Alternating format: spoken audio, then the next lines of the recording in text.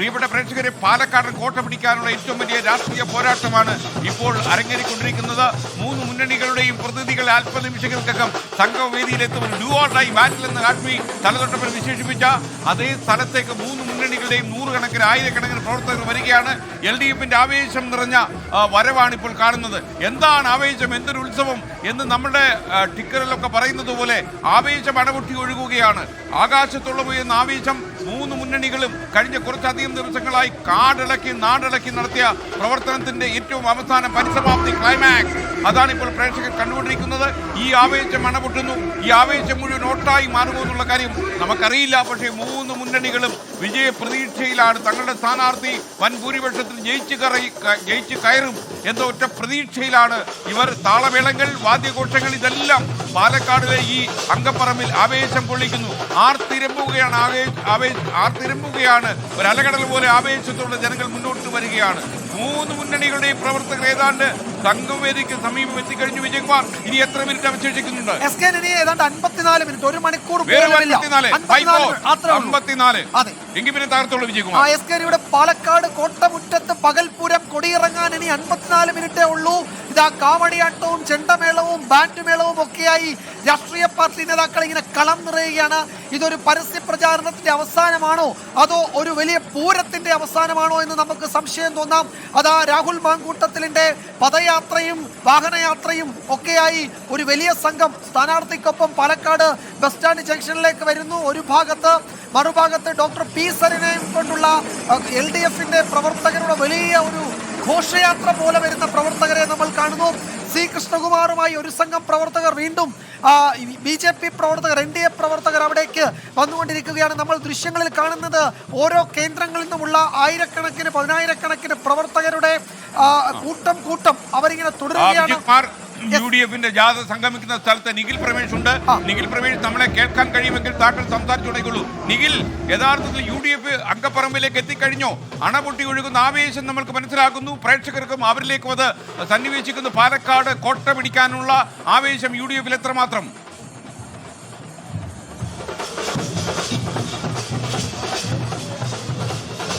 തീർച്ചയായിട്ടും പാലക്കാട് ഇന്നോളം കണ്ടിട്ടില്ലാത്ത വലിയ പ്രചാരണം, വലിയ കൊട്ടിക്കലാശമാണ് നമ്മൾ ഇപ്പോൾ കണ്ടുകൊണ്ടിരിക്കുന്നത്. ഞാനുള്ളത് UDF അണികൾ, UDF പ്രവർത്തകർ കൂട്ടത്തോടെ എത്തുന്ന, അവർ റോഡ് ഷോ ആയി എത്തിച്ചേരുന്ന ഭാഗത്താണ്.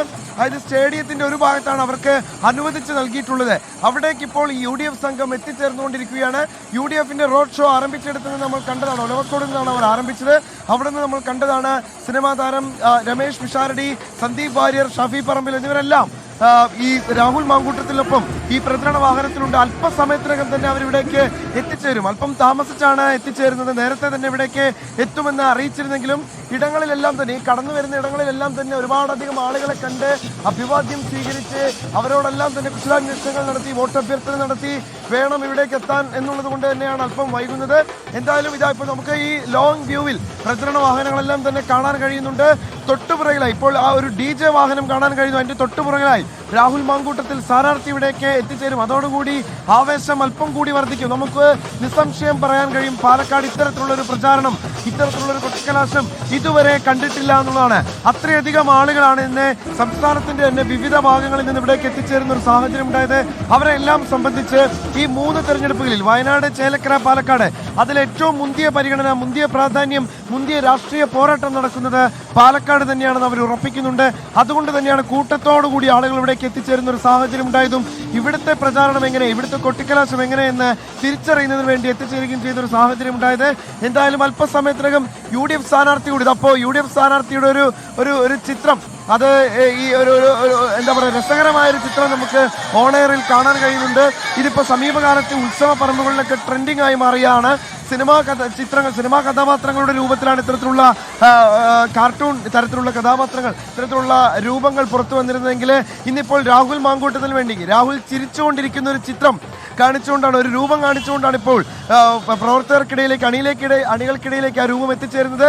ഇതുപോലെ തന്നെ 23-ന് രാഹുൽ ചിരിക്കുമോ അതോ സരിനായിരിക്കുമോ ചിരിക്കുക, സി കൃഷ്ണകുമാർ ആയിരിക്കുമോ ചിരിക്കുക എന്നുള്ള വലിയ കൗതുകമാണ്, രാഷ്ട്രീയ കൗതുകമാണ് ഇനിയിപ്പോൾ കേരളം. അതിനു വേണ്ടിയിട്ടാണ് കേരളം കാത്തിരിക്കുന്നത്, രാഷ്ട്രീയ കേരളം കാത്തിരിക്കുന്നത്.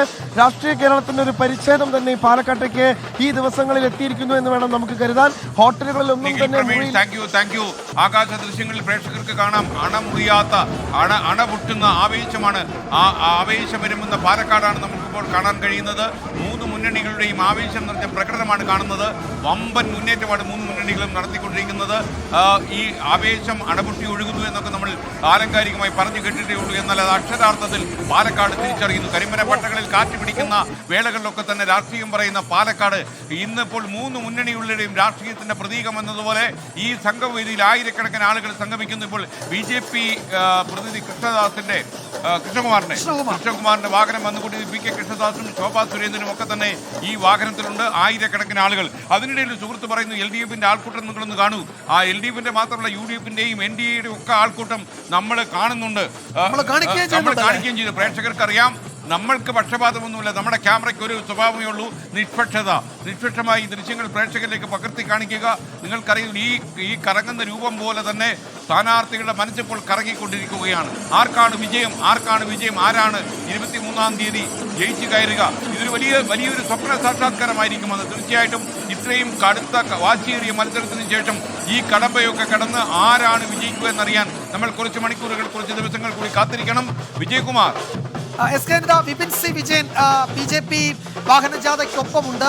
നമ്മൾ ആകാശ ദൃശ്യങ്ങൾ കാണും, നേരത്തെ കണ്ടതിനേക്കാൾ അവിടങ്ങളാകെ നിറഞ്ഞിട്ടുണ്ട് ആളുകളെ കൊണ്ട്. അവിടേക്കാണ് ഇപ്പോൾ ഇടതു മുന്നണിയുടെ ഒരു വലിയ, ഇനി കുറച്ച് സ്ഥലം മാത്രമേ ബാക്കിയുള്ളൂ, അത് വേണമെങ്കിൽ വേഗം ഫില്ല് ചെയ്തോളൂ.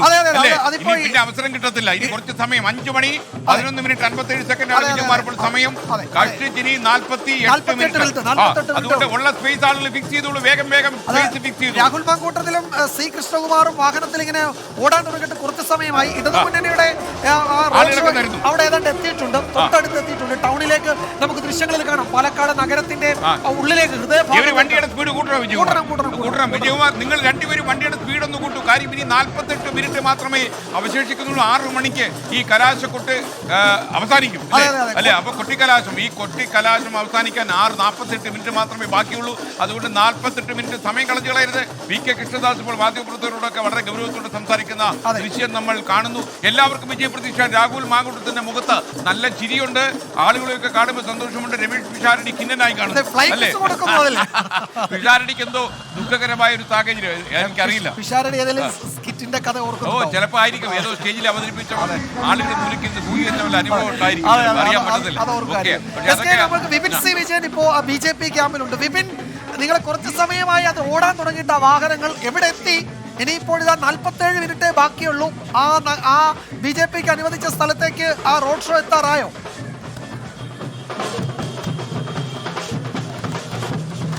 അതെ, ഒലവക്കോട് പിന്നിട്ടിട്ടേ ഉള്ളൂ.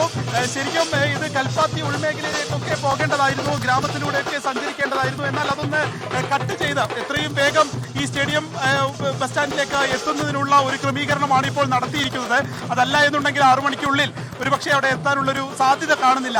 അപ്പോൾ അതുകൊണ്ട് തന്നെ ഇത്രയും വഴിയുള്ളത് ഒന്ന് ചുരുക്കിയിട്ടുണ്ട് എന്നതാണ് ഇപ്പോൾ മനസ്സിലാവുന്നത്. ഒന്ന് ചുരുക്കി നേരെ നമ്മൾ സ്റ്റേഡിയം മൈതാനത്തേക്ക് പോവുകയാണോ? അതെ. പ്രേക്ഷകരെ ആവേശത്തിൽ ആറാടുകയാണ് പാലക്കാട്. അതിന്റെ ആകാശ ദൃശ്യങ്ങളാണ് പ്രേക്ഷകർ ഇപ്പോൾ കാണുന്നത്. മേഘക്കിരികൾക്കിടയിൽ നിന്ന് നമ്മുടെ ക്യാമറ കൺചിമ്മുന്നു. പ്രിയപ്പെട്ടവരെ, യഥാർത്ഥത്തിൽ ഈ സംഗമ സ്ഥലം എന്ന് പറയുന്ന സ്പോട്ടിൽ ആളുകൾ നിറഞ്ഞു കവിഞ്ഞ് ഇനി കുറച്ച് സ്ഥലം ബാക്കിയുണ്ട്. അവിടേക്ക് വളരെ വേഗം 2 മുന്നണികളുടെയും വാഹനം വന്നുകൊണ്ടിരിക്കുകയാണ്. മേഘപാളികൾക്കിടയിൽ നിന്ന് കാണുന്ന ദൃശ്യം, അതിന്റെ ആകാശ ദൃശ്യമാണ്. നമ്മുടെ ഡ്രോൺ വിഷ്വൽസ് ആണ് പ്രേക്ഷകർ ഇപ്പോൾ കാണുന്നത്. കുറേ സ്ഥലങ്ങൾ കൂടി ബാക്കിയുണ്ട്. അവിടേക്ക് ആളുകൾ വന്ന് നിറയും. 10,000-കണക്കിന് ആളുകൾ, 2 മുന്നണികളുടെയും 10,000-കണക്കിന് ആളുകൾ വന്ന് നിറയാനുണ്ട്. ഏറ്റവും ആവേശഭരിതമായ ദൃശ്യങ്ങളാണ് പാലക്കാട് നിന്ന് കാണുന്നത്.